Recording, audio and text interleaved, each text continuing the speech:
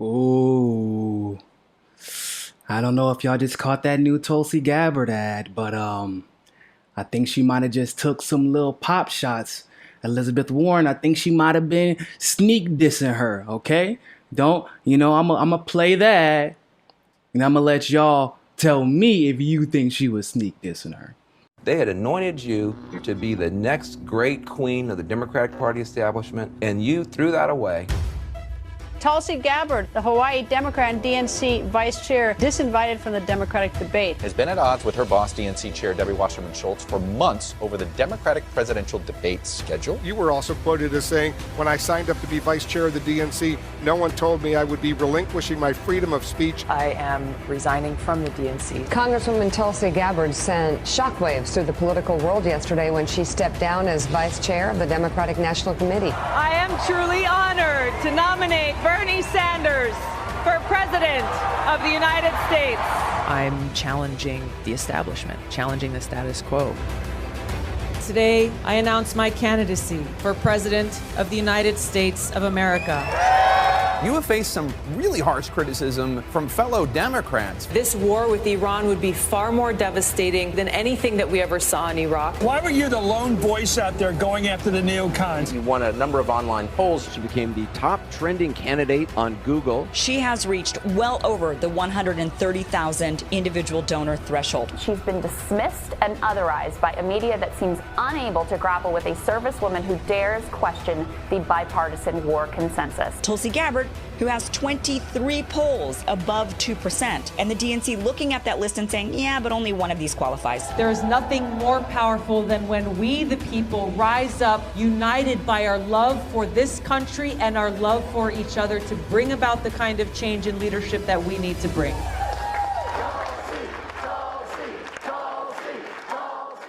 All right, now before we get into the sneak diss, where I think it was. And by the way, like I said, I want you to think about this as I'm getting into the other parts of the ad. I'm going to go ahead, get into this other stuff, and then y'all make a guess where y'all think the sneak diss was at. And so the very first thing that stood out to me was the very first clip that they showed, which was Van Jones saying a statement that is actually something I say here on this show pretty often, and that you hear many people who support Tulsi you hear them make that statement, but I think that it is oftentimes fallen on deaf ears depending on, the person and what their agenda is. But I think it can't be stated enough. Van Jones even understands, and in his words, that Tulsi was the next queen of the Democratic establishment. She was being anointed. I say this all the time, and I think that some people believe that this is conjecture, but it's not. Once Hillary Clinton had finished her presidency, or even if she had lost, if Tulsi would have played ball, she was next in line to be president of the United States of America, and she would have been unstoppable. It would have been extremely difficult for a Republican of any kind, but just basically any Republican you can think of, especially one like Trump. It will be extremely difficult to beat someone who is anti-war. Back then she had a little bit more of a murky record. It wasn't horrible, but it wasn't the best by any means. But she would be way more anti-war than any Republican. You have a woman, just aesthetically, younger woman, Hawaiian, Polynesian, of the Hindu faith, who is also a veteran, but is actively in the military right now. As you all know, she's finishing up her last couple of days on active duty in the Philippines. It would have been impossible to beat her. And she goes from the anointed one to, oh man, she's not even a Democrat. She's a secret Russian agent. It's crazy how quick that narrative changes, isn't it? Isn't it crazy how quick that narrative changes? I think it's also important to point out that they went from her being an insider. They went from her being considered a party insider, a member of the Democratic National Committee, a vice chairwoman of the Democratic National Committee. She goes from that to we are going to keep her out of the debates. Now, what's even more coincidental, I think, is the fact that, or I guess it isn't coincidence, huh? Tulsi didn't just start speaking about fairness on the debate stage and fairness in the criteria to qualify for the debates, or fairness in the amount of debates had and the fashion that they're conducted and things like that. That didn't start in 2019 when she announced her presidency or her candidacy for president. That started in 2015, as the ad talks about. That started before she had endorsed Bernie Sanders.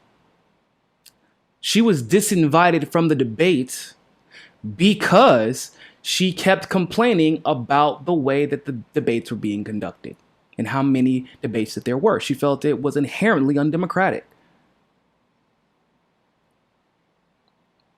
In other words, this great awakening, this demand of accountability, the assurance of democracy, this is something that has been basically a staple in Tulsi Gabbard's campaign since, or in Tulsi Gabbard's message, I should say, since at least 2015. At least. And the only reason that these smears have ignited the way that they have is because of what? You have two camps, right? If we're being honest. You have the establishment camp, who knows that she is telling the truth. And it isn't just about domestic policy. It isn't just about corrupt finances within the Democratic Party and their connections to dark money and how the system is rigged against the middle class and the poor and in favor of the rich. Yeah, we know she talks about that stuff. But she takes it a deeper level.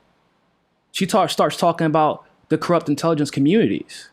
She makes that connection to attempts to manufacture consent, like she did when she predicted what was going to happen with Iran, not even a month before it happened. She called it out in ABC, the George Stephanopoulos interview. ABC deleted that interview off of YouTube because of how accurate she was. When she said, nope, they're attempting to manufacture consent and increase aggression against Iran so that American people will want to go to war with Iran. The Trump administration is looking for an excuse, and I have no reason to believe anything they have to say. That was her who said that, and they deleted it. It's because she digs deeper. She tells truths like the fact that the United States is funding terrorism, and we work with allies who fund terrorism. That the Syrian war, quote unquote, the civil war, is not exactly as America in the mainstream is portraying it to be. That both the Assad administration and the opposition want the terrorists and the quote unquote rebels that we paid to be there out of Syria, because even if they had their disagreements, which were mostly over whether or not the government should be made secular or not, even though they've had those disagreements, the country wasn't being blown to pieces by the United States and being invaded by different countries before the United States got involved and put those rebels there. So these are the truths that Tulsi is telling. That's why everybody is scared of her. That's one side. And then you do have the contingency of progressive who they see Tulsi as some type of threat. I can't go into all the details as to why, but they do.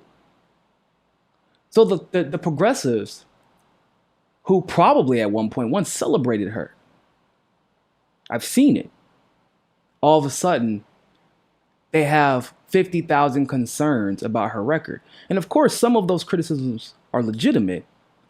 But if we really want to go into criticisms about basically any vote before 2014 or 2015, then there's not one single progressive now or then who has their hands clean. Not one. Foreign or domestic policy. Not one single progressive. So then it gets me to the point where I think that she was sneak dissing Warren. It comes to integrity and conviction. What are you going to fight for? And have you proven to be on the right side of history when it was the most difficult? I understand there are a lot of legislation and policy discussion. There can be a lot of nuance, and I can understand some votes one way and some votes another way. Even in the case of Warren at times.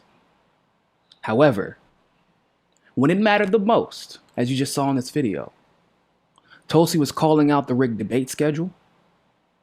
Tulsi went on to endorse Bernie Sanders. And as Van Jones, once again, and by the way, the fact that Van Jones is saying this, Van Jones, Van Jones works at CNN. I'm pretty sure he's quite familiar with the establishment and its inner workings, and he wouldn't be making such a statement if it wasn't true. So if Van Jones said that this woman was the anointed one, and she threw all of it away, to do what?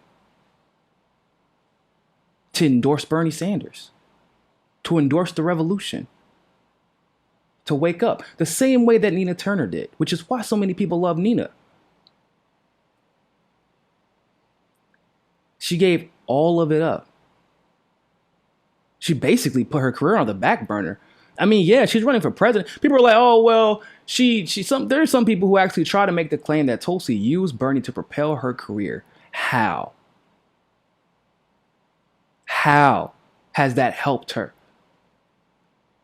Because now she gets smeared by some Bernie supporters and she gets smeared by the establishment.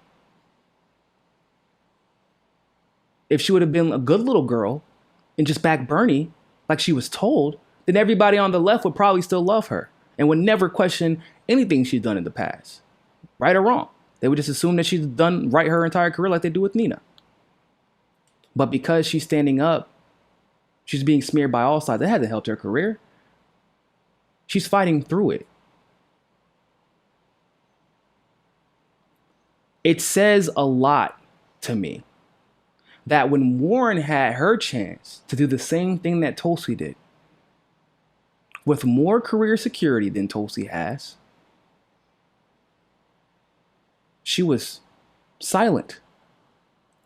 She left Bernie to basically, hey man, I know that we're friends, at least that's what they call themselves, but I can't be a part of it. Look, doc, VP Warren, Vice President, they don't have a nice ring to it. Oh my God, Bernie, I can't help you out now. I can help you out after the election though. Because it wasn't about the revolution. It wasn't about progressivism. It wasn't about the people. It was about Warren's career. And this ad was a painful reminder of what Warren didn't do. And later on, of course, we found out that via a TYT interview, Warren said she knew the election was rigged. And in other words, you were okay with it being rigged so long as you thought that you were going to be the vice president and benefited from the rigging. What a surprise. Another careerist. That is exactly why, if you consider yourself to be a progressive, or at least consider yourself to be someone with integrity, not speaking out on this rigging because it isn't affecting your candidate is setting you up for failure. It speaks volumes about the integrity or lack thereof that you have. And it shows that you don't have conviction to fight the good fight. You only have conviction to fight for the personality you like. That's not the same thing. I understand. I sincerely understand that some people are misinformed, and that happens. But the contingent of progressives who know this information that I just showed you, that we just talked about, that still constantly and regularly express their concerns about Tulsi as a progressive, but nobody else. And then some even, like I said, consider Warren to be a VP. They don't care. Because it's what is it about? If you think it's about the revolution to people who think Warren would be a good VP, how can you watch this, see the sacrifice she's made, see Tulsi in Standing Rock, see Tulsi in uniform, like right now, for her to come back and then expose the MIC because of her experience in uniform, see Tulsi endorse Bernie Sanders as it cost her careers. See Tulsi in 2015, before she endorsed anybody challenging the debate. See Tulsi throw her superdelegates behind Bernie Sanders in 2016. See Tulsi dismantle Kamala Harris in the fashion that she did. See Tulsi dismantle Tim Ryan in the fashion that she did. See Tulsi call out Kamala for using the same author of the ACA for her quote-unquote Medicare for America bill. See Tulsi expose the fact that clearly Kamala was never for Medicare for all to begin with.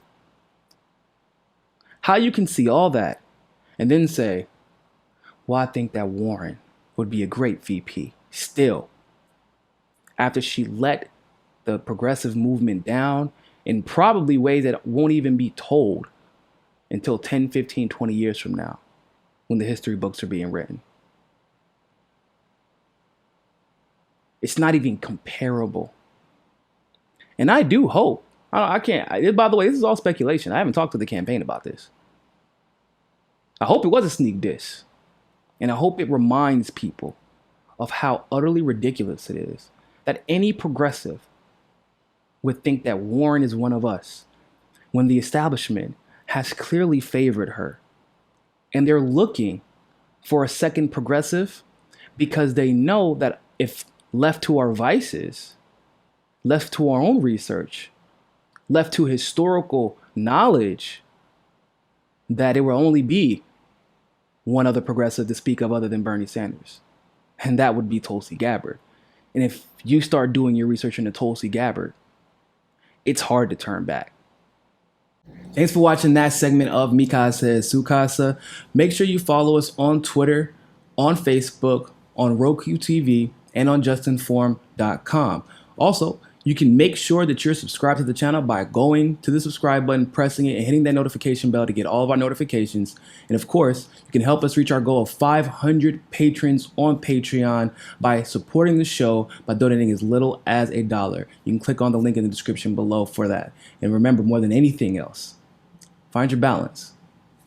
Peace.